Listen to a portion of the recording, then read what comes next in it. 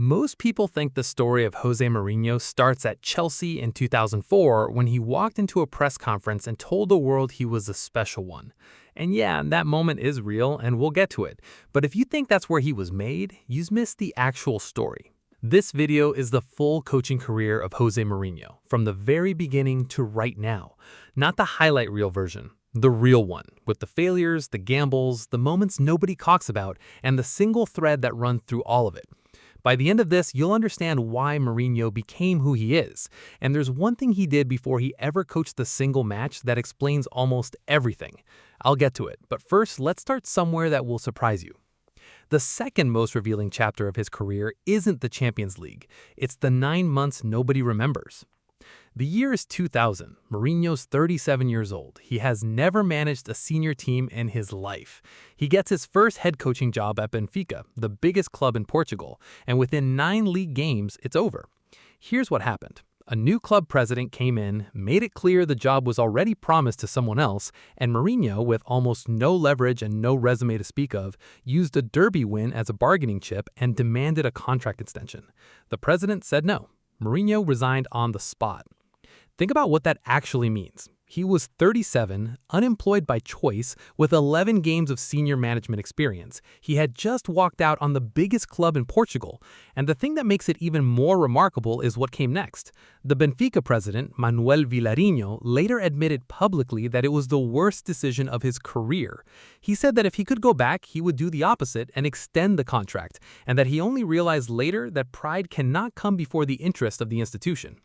That's the man who let Mourinho walk, on record saying he blew it. But here's the part that tells you everything about who Mourinho actually is. After Benfica, he didn't wait for a big job to come to him. His next role was at Union de Leiria, a small club, no prestige, none of the profile he just walked away from. He took them to their highest ever league finish. That invisible rebuild year is the one nobody talks about, and it's the one that proves the Benfica resignation wasn't recklessness. It was a calculated bet on himself, backed up by the willingness to do the unglamorous work when the bet didn't immediately pay off. So now you've got the picture. A man who gambled his first job, lost it, rebuilt quietly, and came back. But here's the thing. None of that actually explains how the mindset got built in the first place. For that, you have to go back much further. And this is the part of the story that almost nobody tells correctly. In the early 1990s, Mourinho became an interpreter working under Sir Bobby Robson at Sporting Lisbon, FC Porto, and Barcelona. That's the official version, the translator story. The thing is, the translator story misses the actual point entirely. Sporting hired Bobby Robson, a translator, because their new manager couldn't order a coffee in Portuguese, much less explain a tactical system to a dressing room full of footballers. The job was purely logistical. Nobody saw a future manager in the room, they just needed English words to become Portuguese ones. But Mourinho didn't treat it like a logistics job. He treated it like an audition nobody had asked him to run. He started coming back to Robson with scouting dossiers he'd written on his own initiative, completely unprompted. Robson later admitted those reports were absolutely first class, comparing them to the best scouting work he'd received across his entire career, from a man in his early 30s who had never played or coached at any meaningful level. With the Porto deal in place, the dedicated Robson, rather than bringing someone else as his assistant, took Mourinho with him. And there was still confusion about Mourinho's exact role inside the club, with rumors of him being the most expensive interpreter in Portuguese football. But the scouting dossiers he compiled were invaluable. That's the real origin of the obsessive preparation people associate with Mourinho today. It started as unpaid extra work done in the background for no guaranteed reward. And it wasn't just the scouting. While Robson couldn't read the local press and had no real-time feel for the political landscape inside the club, Mourinho was learning. He taught himself Catalan. He perfected his Spanish. Together, the pair won 8 trophies during their time at Sporting Lisbon, Porto, and Barcelona. But behind the scenes, Mourinho had quietly built an information advantage that went way beyond translation. He knew what was being written about the club, what the players were hearing, what the political temperature inside the building actually was. The head coach didn't have that. The translator did. Then they moved to Barcelona. Barca wanted Robson, who'd done well at Porto, but not necessarily the unknown Mourinho. So Mourinho went to the Camp Nou. And here's where it gets interesting. Barcelona legend Xavi later said he was excellent in his 3 years at Barca. They said he was a translator. Rubbish. He was the assistant coach, someone who understood the philosophy of Barca. He was very respected by the players. He trained us sometimes alone at Barca B, and he was excellent. So by the time Mourinho is in his mid-30s, he's coached at the Camp Nou, he speaks 4 languages, he has access to more political intelligence inside the club than the head coach does, and he's writing scouting reports that professional scouts couldn't match, and he's done it all without anyone actually asking him to. There's also something from those Barcelona years that the impulsive ego narrative around Mourinho can't really explain. He was a nobody, a 33-year-old assistant with no coaching name and no power to back anything up, and he was already picking fights with rival managers on the touchline, refusing to back down, while Robson, his own boss, stayed composed and stayed out of it. The confrontational Mourinho that people think started at Chelsea in 2004 was already fully formed a decade earlier, when he had nothing to protect it with. The two would part ways professionally in 1998, when Robson went on to manage PSV Eindhoven and Mourinho stayed in Barcelona to work under Louis van Gaal. And that matters too, because staying at Barcelona under Van Gaal, one of the most demanding and tactically precise managers in the world, was another layer of education most coaches never get. During their time together, Mourinho's coaching responsibilities increasingly grew. By the time he left Barcelona, he wasn't a translator in any real sense. He was a fully formed coach who just hadn't been given a team yet. And remember that thing I said I'd come back to? The one thing that explains almost everything? We're almost there. Keep watching. So he leaves Barcelona in 2000. He gets the Benfica job, resigns after 9 games, goes to Leiria, rebuilds, and then in January 2002, Porto come calling. After brief but successful stints at Benfica and Union de Leiria, he won the UEFA Champions League with Porto in 2004, only a year after lifting the UEFA Europa League trophy in his first full season as manager.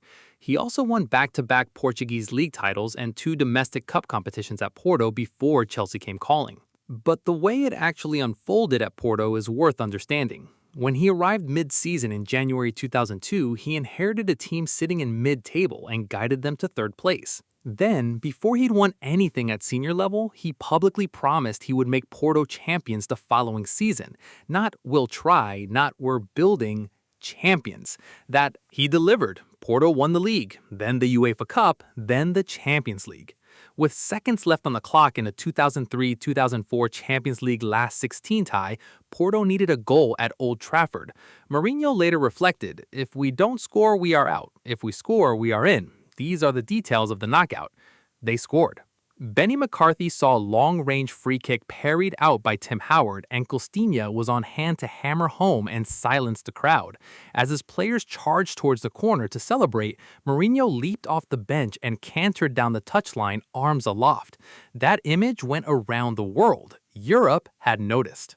Mourinho replaced Claudio Ranieri as Chelsea manager in the summer of 2004, having just guided Porto to a remarkable treble, the final part of which was achieved with victory over Monaco in the Champions League final. And then came the press conference. Making his introductory press conference with Chelsea on June 3, 2004, Mourinho embraced his early charisma and fiery personality and immediately claimed Chelsea would be a contender in both England and Europe. Someone asked if he was ready for the Premier League. He later explained his reaction. He thought, "I just won the Champions League and you're asking if I'm nobody?" "I'm not a defender of old or new football managers," Mourinho said. "I believe in good ones and bad ones, those who achieve success and those who don't." I'm European champion, so I'm not one of the bottle. I think I'm a special one. And then he went out and backed it up. Not only did Mourinho talk the talk, but he walked the walk, winning the EFL Cup and the Premier League in his first season, Chelsea's first domestic title in 50 years. And at the time, they broke the record for the most points in a Premier League season with 95 points and fewest goals conceded with just 15. Mourinho won back-to-back Premier League titles at Chelsea, then left under murky circumstances in 2007, then went to Inter Milan and did something that almost no manager in history has done. He achieved the Continental treble, winning the domestic league title, knockout cup tournament, and UEFA Champions League in a single season with Inter Milan in the 2009-2010 season.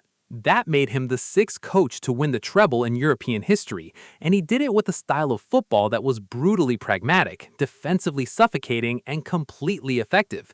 People hated it. It worked completely. Real Madrid appointed Mourinho as their coach in the summer of 2010, going on to win the Copa del Rey in 2011 and edge Barcelona to the 2011-12 La Liga title. That La Liga title was significant. It came during the height of Pep Guardiola's Barcelona, when beating them to the league felt close to impossible. Mourinho found a way. But the 3 years at Madrid were also the most turbulent of his career. Constant friction with players, the press, the club's internal politics. He left in 2013. He went back to Chelsea for a second spell, won the league in 2015, then was sacked mid-season in 2015-16 after a catastrophic run of form. Then Manchester United, where he won the UEFA Cup or Europa League with Manchester United in 2016-2017. But never quite recaptured the dominance of his earlier years. Tottenham followed, then Roma, where he won the UEFA Conference League, a trophy no Roman club had ever won, and it genuinely moved him, then Fenerbahce. He has been appointed the manager of Real Madrid again, with his second spell beginning in 2026. Now, here's the thing I promised you at the start, the one thing that explains almost everything about how Mourinho became who he is. It's not the press conference, it's not the trophies, it's not even the Benfica resignation, it's the dossiers. When he was a translator nobody had heard of, sitting in a room with a famous English manager, he didn't just do his job. He went home and wrote detailed tactical reports on opponents, unprompted, unasked, with no guarantee anyone would ever read them. He did that because he couldn't not do it, because he saw football differently from the moment he was in a room with it, and he had to get that out somewhere. Bobby Robson said they were first class. The real point is that Mourinho wrote them when nobody was watching. That's the thing people miss when they look at the arrogance, the touchline drama, the feuds, the press conference theater. All of that is real, but underneath it is a man who spent years doing the work in the background before anyone gave him permission to. The confidence came from the preparation. The preparation came first. He has won domestic titles in a record 4 different countries, Portugal, England, Italy, and Spain, and is one of only 3 managers to have won the UEFA Champions League with 2 different clubs. Of his first 1,076 games as a coach, he won 677, a win rate of 62.9%. He became the most decorated manager of his generation. If you enjoyed this deep dive into one of the greatest managers of his generation, let me know in the comments, and let me know if you have any suggestions of managers you'd like me to cover in the future. See you in the next one.